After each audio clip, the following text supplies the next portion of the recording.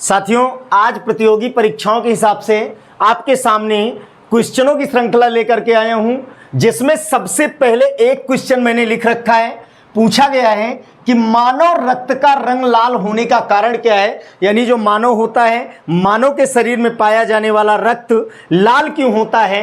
तो सबसे पहला क्वेश्चन बनता है कि रक्त है क्या। तो रक्त एक तरल संयोजी ऊतक है। क्यों तरल संयोजी ऊतक है?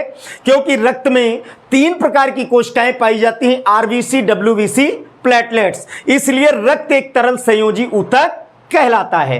अब प्रश्न है कि लाल क्यों होता है, तो इसका कारण पूछ रहा है। पहला ऑप्शन है हीमोसाइनिन, दूसरा है पोरफायरिन, तीसरा है हीमोग्लोबिन और चौथा है सेकंड एंड थर्ड, दोनों हो सकते हैं। तो यहां पर साथियों आंसर जो आपका सही होगा वो होगा हीमोग्लोबिन।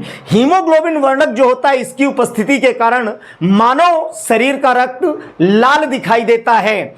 और ऑक्सीजन का जो परिभ्रमण होता है या परिवहन होता है रक्त के साथ, वो हीमोग्लोबिन के साथ उच्च बंधुता धारण करने के कारण ही पूरे बॉडी में, पूरे शरीर में ऑक्सीजन पहुंचती है और रक्त ही पूरे शरीर में सभी पोषक तत्वों की सप्लाई करता है।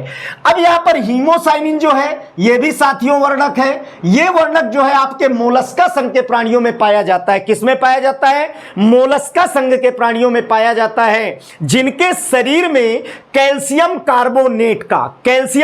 कार्बोनेट का कठोर कंकाल पाया जाता है, लेकिन शरीर कोमल होता है। उनका रक्त क्या होता है? हीमोसाइनिन माने नीला और हरा होता है, अर्थात उनका खून जो होता है नीला हरा पाया जाता है। किसके कारण? हीमोसाइनिन वर्णक की उपस्थिति के कारण मोलस्का संघ के प्राणियों में। पोरफायरिन जो है ये केचुआ जो एनिलिडा संघ के अंतर्गत आता है, जिसका शरीर खंडों में बटा होता है, उसके शरीर की जो त्वचा है वो हमें तांबे जैसी दिखाई देती है, भूरी दिखाई देती है, वो पोरफायरिन के कारण। अब साथियों आपके लिए क्वेश्चन मैं दे रहा हूं, कमेंट में आप सभी उत्तर जरूर बताएंगे।